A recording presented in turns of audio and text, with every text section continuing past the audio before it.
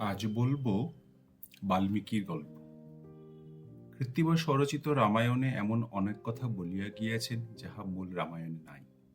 ওই সকল কথা তিনি নিজে কল্পনা বলেই হোক অথবা অন্য কোনো স্থান হইতে গ্রহণ করিয়াই হোক, ডালপালা রূপে মূল রামায়ণের গুড়িটাতে লাগাইয়া দিয়েছেন। কিন্তু মূল রামায়ণে পাওয়া যায় না বলিয়া যে সেগুলি সবসময় একেবারে উড়াইয়া দিবার তাহাও নয়। কারণ দেখা যায় তাহার ঐরূপ কল্পনাগুলি প্রায়ই বেলাগ না হইয়া বেশ লাগসই হইয়াছে। অর্থাৎ রামায়ণের ভিতরকার মর্মগত কথাটি উহাদিগের সহায় আরও ফুটিয়া উঠিয়াছে এবং গ্রন্থোক্ত বিষয়ে উহাদিগের দ্বারা নিষ্প্রভ বা জটিল হইয়া যায় না। উপাখ্যানটি বাল্মীকির পূর্বজীবন ঘটিত ও সংক্ষেপে এই: বাল্মীকি পূর্বে চবনপুত্র রত্নাকর ছিলেন ও দস্যুবৃত্তি করিয়া পরিবার প্রতিপালন করিতেন।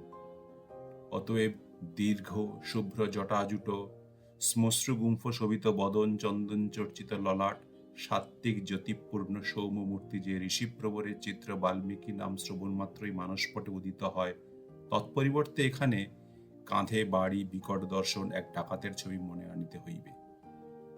এই মুনিবংশ জাত দস্যু একদা আর কোনো পথিক ঠেঙাইতে না পাইয়া পথিকবেশী ব্রহ্মা ও নারদের উপর যষ্টি চালাইতে উদ্যত হন। কিন্তু এ বড় শক্ত পাল্লা, হাতের লাঠি হাতেই রহিয়া গেল। পথিকদ্বয়ের পরিবর্তে হতবুদ্ধি দস্যুর কিংকর্তব্য জ্ঞানটাই জখম হইয়া গেল। মৃদু হাসিয়া ব্রহ্মা জিজ্ঞাসা করিলেন, বাবু, মারো কেন? তোমার কি করেছি আমরা? দস্যু উত্তর করিল, করিবে আবার কি? তোমাদের মারিয়া তোমাদের যা কিছু আছে লুটিয়া লইব। তোমাদের সঙ্গে আমার এই চিরন্তন সম্বন্ধ তা কি তোমাদের জানা নাই? ব্রহ্মা বলিলেন, না বাবু, এখন বলো দেখি, আমাদের সহিত এত ঘনিষ্ঠ সম্বন্ধ পাতাইবার আবশ্যকটা কি? আবশ্যক? মূর্খ বলে আবশ্যক কি? তোমার ঘরে বুঝি বাপ মা ছেলে পরিবার কেউ নেই? নেহাত লক্ষ্মী ছাড়া ত্রিসংসারে কেউ নেই? এরকম না হলে কি আর এমন কথা বলে? ও, বুঝেছি, তোমার আত্মীয়বর্গকে প্রতিপালনের জন্য এইরকম ব্যবস্থা করেছ। সাধু সাধু, উদ্দেশ্য মহৎ, সন্দেহ নাই। তবে কিনা এই কাজগুলি, এই নরহত্যা, পরদ্রব্য লুণ্ঠন, এগুলি অতি গর্হিত। সাদা কথা, এগুলি মহাপাপ, তা মনে আছে তো? থাকলো, তা হলো কি? বলি, এগুলির শাস্তি সব তোমাকে ভুগতে হবে, তা মনে আছে তো? কেন? আমি কেন ভুগতে যাব? তবে কে তোমার হয়ে ভুগবে? কেন? যাদের জন্য আমি এত কাণ্ড করছি তারা? এটাও বুঝি বলে দিতে হবে?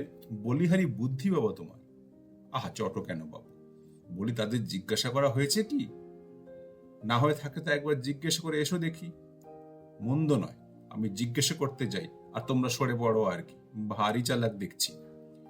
ওহে বাপু, এত ভয় কেন? তোমায় কথা দিলাম সরে পড়বো না। আর যদি মনে করতাম তো আমরা সামনেই সরে পড়তাম। সে ক্ষমতাও কিছু রাখি, তা তো দেখলেই। এখন যাও, সত্তর জিজ্ঞাসা করে এসো। এই আমরা গাছতলায় বসলাম, যতক্ষণ না তুমি আসো ততক্ষণ উঠব না। এই বলিয়া ব্রহ্মা ও নারদ গাছতলায় বসিলেন। রত্নাকর দেখলেন না, এরা পালাবার পাত্র নয়, সুতরাং তাহার প্রশ্ন জিজ্ঞাসা করিতে যাইলেন। বেশ কিছু নিশ্চিন্ত মনেই যাইলেন। তাহার পর কেমন করিয়া পিতা মাতা স্ত্রী একে একে তাহার প্রশ্নের নির্মম অপ্রত্যাশিত জবাব দিলেন ও তাহার পাপের ভাগ হইতে একেবারেই অস্বীকার করিলেন, তাহা কাহারও অবিদিত নয়। প্রশ্নটা বাড়ি যাইবার সময় রত্নাকরের যতই সহজ ও ছোট ঠেকিয়াছিল, বাড়ি হইতে ফিরিবার সময় ঠিক ততটাই জটিল ও প্রকাণ্ড ঠেকিল।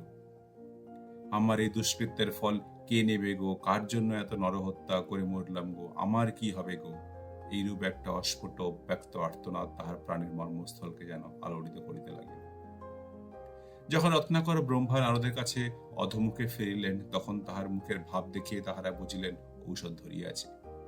কেমন বাপু, দেখলে তো? ব্রহ্মার এই প্রশ্ন শুনিবা মাত্র রত্নাকর তাহার পা জড়াইয়া বলিলেন, ঠাকুর, এখন আমার চৈতন্য হইয়াছে।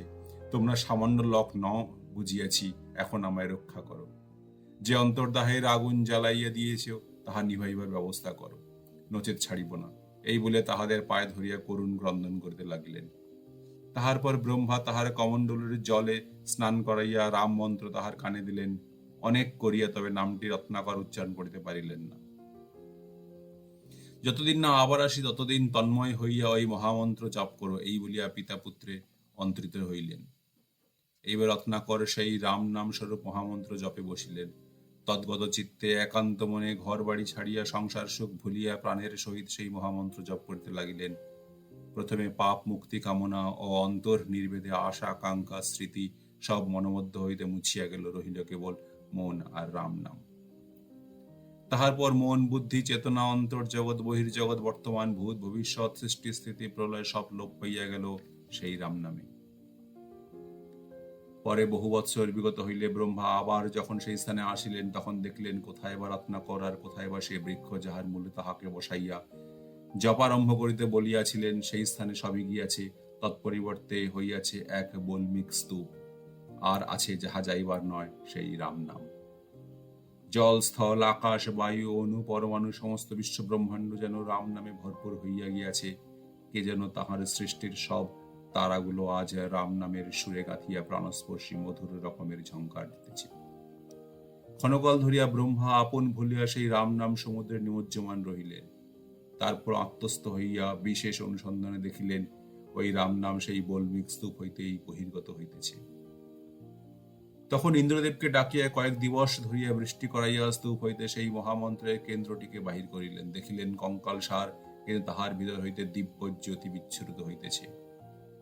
খাদ মলামাটি সব কাটিয়া গিয়া খাঁটি কাঁচা সোনার স্বাভাবিক আভাটি বাহির হইয়া পড়িতেছে, আর তাহার অন্তঃস্থল হইতে সেই রাম নাম।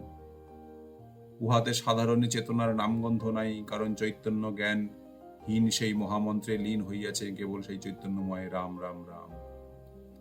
উঠো বৎস, ব্রহ্মা ডাকিলেন ও স্পর্শ করিলেন। ব্রহ্মা স্পর্শে ওই দেহে আবার চেতনা ফিরিয়া আসিল এবং রত্নাকর উঠিয়া ভূমিষ্ঠ হইয়া প্রণত হইয়া বলিলেন, প্রভু কি মন্ত্র দিয়েছিলেন? এই মন্ত্র বলে কি ছিলাম, দেখুন কি হয়েছি। এই বলিয়া গলদশ্রুলোচনে আবার সেই অমৃতময় নাম উচ্চারণ করতে লাগিলেন। বৎস, সার্থক তোমার রাম মন্ত্র দিয়েছিলাম। তোমা হইতে ত্রিভুবনে রাম নাম প্রচার হইবে ও তুমি শ্রীরাম লীলা বর্ণনের একমাত্র উপযুক্ত পাত্র। নারদ তোমাকে সেই লীলার আভাস দিবে। এই বলিয়া ব্রহ্ম অন্তরিত হইলেন। তাহার পর ক্রৌঞ্চ মিথুনের ব্যাপার এখানটি মূল রামায়ণের সহিত মেলে। নির্দয় ব্যাধ কর্তৃক আকস্মিক ক্রৌঞ্চ মিথুন হনন দেখিয়া ঋষিবরের হৃদয়ে ব্যবধানবিদ্ধ পক্ষীযুগলের ন্যায় ক্ষতবিক্ষত বেদনা ক্লিষ্ট হইল। সেই বেদনার তীব্র ঝঙ্কারে হৃদয়তন্ত্রীর অন্তর্নিহিত দুই একটি তার কোনো এক অজ্ঞাত অথচ অপূর্ব সঙ্গীতের সুরে ঝঙ্কৃত হইয়া উঠিল। ফলে অজ্ঞাতসার অনুষ্টুপ ছন্দবদ্ধ বিখ্যাত মা নিষাদ নামক শ্লোক তাহার মুখ হইতে বিচরিত হইল। এমন সময় নারদ ঋষি আসিয়া ওই ছন্দেই পবিত্র রামায়ণ গ্রথিত করিতে উপদেশ দিলেন ও রামায়ণের আভাস দিয়া অন্তরিত হইলেন। তাহার পর নারদের উপদেশ অনুসারে রামায়ণ প্রণয়ন। নারদ বলিয়া গেলেন যে ভগবান শ্রী রামচন্দ্র রূপে অবতীর্ণ হইবার এখনো 60,000 বৎসর বিলম্ব আছে। তবে তুমি এখন হইতেই তোমার চরিতাখ্যানে যাহা লিপিবদ্ধ করিয়া রাখিবে, তিনি আসিয়া তাহাই করিবেন। রাম না হইতে রামায়ণের যে প্রবাদ আছে,